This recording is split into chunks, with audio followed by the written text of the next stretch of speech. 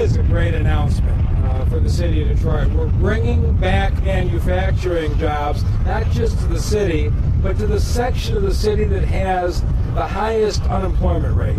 Detroit's identity has always been a place where you make things. And with today's announcement, we're taking a significant step back in that direction. And I want to thank Shad Khan and Flexingate for bringing 400 to 650 jobs to this area of the city. There are a lot of people to thank in this process. Tom LaWand and our economic development team have had a strategy to work with Ford and GM and FCA to try to get the Tier 1 suppliers to locate in Detroit, to provide the jobs here. And Bill Ford intervened on this personally. You had the advantage of a couple of owners of NFL teams, I think, talking to each other. If you don't know, Mr. Khan owns the Jacksonville Jaguars. And it was Ford who came forward first and said to our team last December, I think there's a chance to get a Flexingate plant in Detroit. We contacted them in December. Mr. Khan came in March, and we sat down to sketch this out. By May, you had the approval from the city EDC to sell the land, and the approval of the state of Michigan, Michigan Strategic Fund, for a $3.5 million investment. In 6 months, basically, we went from an idea to a deal to bring jobs back, and that's the way we're working in the city today. And so thank you to Tom, to Basil Cherian, to Rod Miller and Melinda Jensen from DEGC, and from Jimmy Settles from the UAW, who has pushed this from the beginning. You're going to hear shortly from Steve Arwood, but Governor Snyder and Steve Arwood have been full partners in this from the first day we knew we had the opportunity. Trevor Lauer and DTE made it cost-effective for the utility hookups, and of course Councilman Benson has been facilitating this from the beginning. And this land here does not really have a great history. The I-94 Industrial Park was established by the city of Detroit in 1999. And in the next 15 years, only one facility, Excel Logistics, was located here. This basically has been a great deal of empty area, actually a sign of failed promise in Detroit. In the last year, you've seen a dramatic change. Last December, the Maroons opened Link, the $500,000 warehouse. That way, sorry, turn around. The $500,000 warehouse, 150 jobs, more than 80% of them being held by Detroiters. We're bringing jobs into the neighborhood, and now, 6 months later, an agreement with Flexingate that's going to be a $100 million investment, 350,000 square feet, and 400 to 650 jobs right here. We're going to have Detroiters making things in the city of Detroit again. And so I don't believe this is going to be the last of these announcements. The strategy continues, and we have a number of others that we're working on. From today, what's going to happen is this.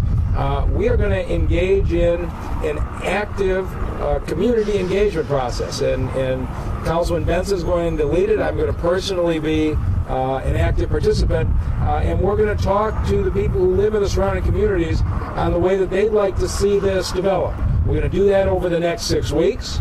Assuming that process goes well, we will then take a recommendation to City Council on a 198 tax abatement and a Renaissance Zone tax abatement. And to me, I don't think it will be a terribly difficult decision because, as you can see right here, nobody's paying any taxes on this property.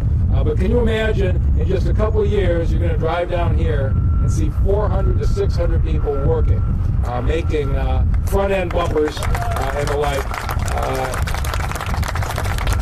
Another major step in Detroit's comeback, and the gentleman I'm going to introduce is one of the largest auto parts manufacturers in the country. He's got a place in Sterling Heights. He's got a place in Royal Oak. And now he's come home to the city of Detroit. Please welcome Shad Khan.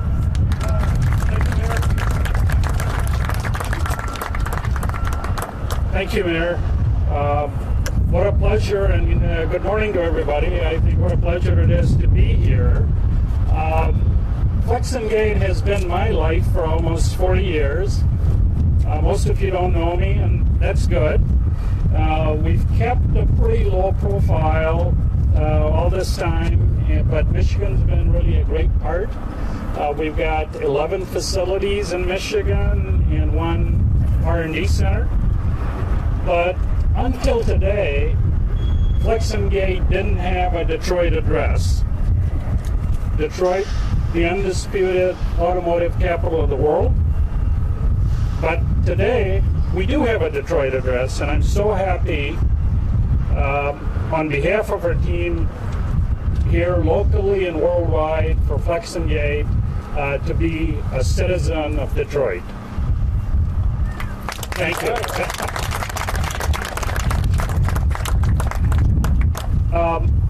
I really want to start with thanking Ford Motor Company. I mean, nothing would happen without their vision and really without their confidence in Flex and Gate and our employees and really making this day a reality. The city, especially led by the mayor and the state, were a key part of really making it happen and making it happen quickly. But you know, we envision a modern and a very efficient plant here, state-of-the-art manufacturing plant, opening in the next couple of years. But the headline today really isn't about our company. The headline is about jobs. Hundreds of outstanding, well-paying jobs, the kind of jobs that really were the backbone of the middle class, made in USA, and really the definition of the American dream that I was pursuing when I came here in '67. And, you know, 50 years later, here we are really going back to the future and starting that. The automotive industry is strong and growing, and it will be in large part because of the excellence of the auto workers, who will not only be here building the best, most competitive parts in the world, but they'll also help shape a hardy middle class that'll restore the strength of our nation.